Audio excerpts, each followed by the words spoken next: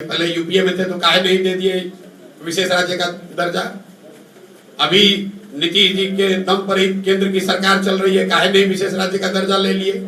जनता को बेवकूफ बनाने के लिए जब मन हुआ कह दिया विशेष राज्य का दर्जा। पहले आप खड़ा होकर समझिए कि विशेष राज्य का दर्जा का मतलब क्या है। विशेष राज्य के दर्जा का मतलब बस इतना ही है कि जो केंद्र पोषित योजनाएं हैं उसमें जो केंद्र का कंट्रीब्यूशन है, अभी मान लीजिए कि 100 रुपया अगर सर्व शिक्षा के नाम पर सरकार खर्च करती है, 60 रुपया केंद्र से आता है, 40 रुपया राज्य से आता है।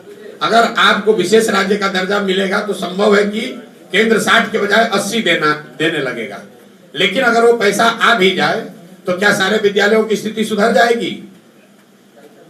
पिछले वित्तीय वर्ष में बिहार सरकार ने, इसको ध्यान रखिए, पिछले वित्तीय वर्ष में बिहार सरकार ने 51,000 करोड़ रुपया 51,000 करोड़ रुपया खर्च किए बगैर सरेंडर कर दिया। मनरेगा में सरकार का यूटिलाइजेशन है पिछले साल 39%। मतलब अगर 100 रुपया मनरेगा के लिए इस राज्य में आ सकता था तो हम लोग सिर्फ 39 रुपया लेकर आए और आपको अरे विशेष राज्य का दर्जा दे दो। अरे भाई, ज्यादा पैसा दे दोगे तो क्या उससे भ्रष्टाचार रुक जाएगा? उससे कमीशन खोरी बंद हो जाएगी?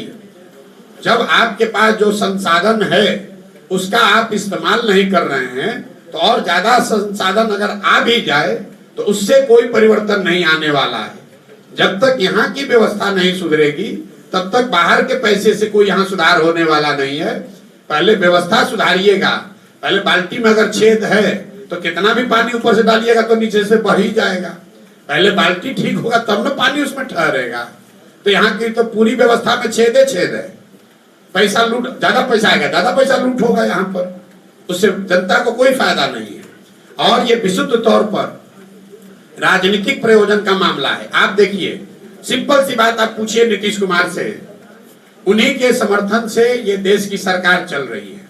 अगर नीतीश कुमार को बिहार की चिंता होती तो नीतीश कुमार ने मोदी जी से, भाजपा से क्या मांगा? अपने और अपने दल के नेताओं के लिए मंत्री पद मांगा, अपने लिए मांगा कि हम ही मुख्यमंत्री अगले 5 वर्ष और रहें।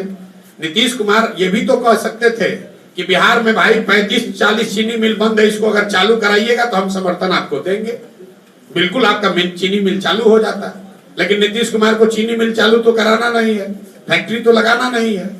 अगर आज केंद्र की सरकार देश के उद्योगपतियों को बुलाकर कहे कि तुमको हर जिला में एक फैक्ट्री लगाना है तो किस उद्योगपति का हिम्मत है कि यहाँ पर नहीं लगाएगा फैक्ट्री? लेकिन इसकी चर्चा कभी हुई है? आप पत्रकार खुद हैं, कोई आप हमको ऐसा खबर बताइए कि नीतीश बाबू आज गए हैं, बिहार के मुख्यमंत्री गए हैं केंद्र सरकार से बात करने के लिए कि भाई बिहार में चीनी मिल चालू कैसे होगा। भाई मुख्यमंत्री कब जाते हैं कि जदयू को सीट कई गो मिलेगा, इसका चर्चा के लिए 2 दिन दिल्ली में बैठे हैं। एमएलसी का टिकट किसको मिलेगा, राज्यसभा कौन जाएगा, इसके चर्चा के लिए दिल्ली जाके बैठे हैं। मंत्रालय कौन मिलेगा, इसकी चर्चा के लिए समय है। लेकिन बिहार के बच्चों का पलायन कैसे खत्म होगा, काम हो ना हो, आप हमको बताइए। आप पत्रकारिता करते हैं, 18-19 साल में एक भी कोई कार्यशाला, वर्कशॉप, कोई मीटिंग, कोई ऐसा प्रयास हुआ हो केंद्र और राज्य के स्तर पर कि भाई बिहार से पलायन को कैसे रोका जाए? अरे आप प्रयास शुरू करोगे तब तो कुछ होगा या नहीं होगा। आप तो प्रयास नहीं कर रहे हो।